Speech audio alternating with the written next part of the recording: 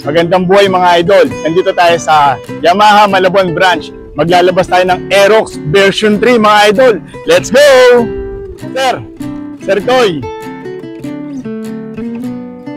Yan na ba ang ating Aerox version 3? Wow! Let's go, tara. Silip tayo rito. Tingnan natin yung mga motor nila rito mga idol.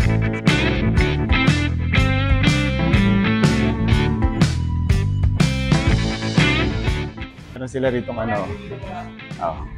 color blue, tsaka yung SP nila na Aerox version 3. Pero yung kukunin natin, color black mga idol. Nandun doon sa kabila. Pupuntahan na natin. Sama natin si Sir Koy. Ito na yung Aerox natin, Zero Odo. Let's go, Aerox!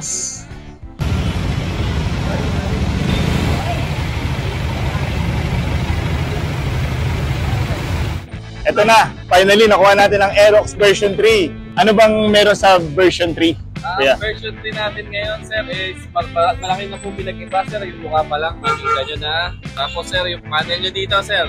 Iba na yung panel niya, racing standard. Tapos, digital na po siya, sir. Pag i-start nyo po, sir, makikita nyo po may RPM na rin, sir. Okay. Pag i-start natin, sir, makikita nyo po may RPM dito na gumagal. Yan po yung special feature niya, sir. Tapos iba na po yung design niya, sir, para naging racing na rin. Racing time na siya. Tapos, sir, pag-click mo yung likod, sir, parang R15 na rin yung kwenta niya. Okay. Sir, ilaw niya nung version 2, pag ano, sir. Salungat. Ngayon, naging racing style na para siyang R15. Tsaka, ito, ayun ba yung dati sa Aerox version 1 or 2? Ang dati po, sir, is bulb pa. Sir, LED na po siya. LED na siya. Okay. At yung harap niya, sir, check niyo po. Nakikita nyo, sir, pati po yung signal light na is LED na. LED na lahat. About naman sa seat niya? Same lang pa rin ba? Sir, same naman po. Pero pagdating naman po dito, sir, pagkikutan, sir, maluwag na, sir. Kagaya nung version 1 tsaka version 2, tumatama yung dito mo talaga.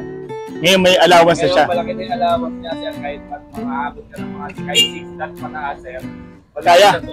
Kaya, okay.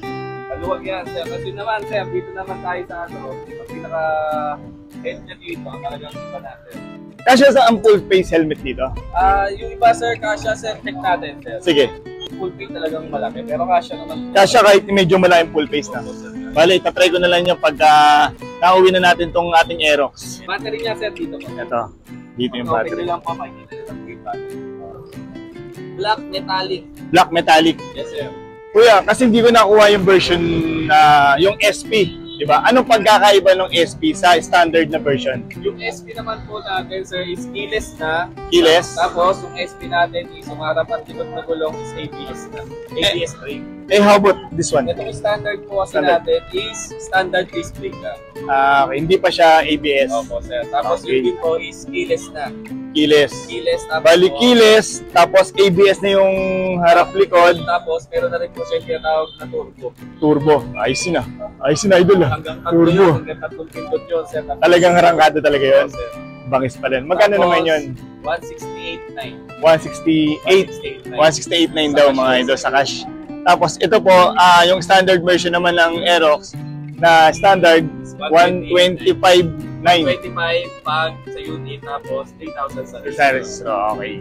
Sige, yun lang kuya. Thank you Thank you sa Yamaha Francis Malabon. Yan, dito na kayo bumili. Yan Thank you kuya. Yun mga idol, mauuwi na natin si Aerox natin. Tsaka mga idol, bigyan nyo nga ng pangalan tong Aerox natin. Sinong magbibigay ng magandang pangalan sa ating Aerox, bibigyan natin ng jersey. Okay mga idol, let's go!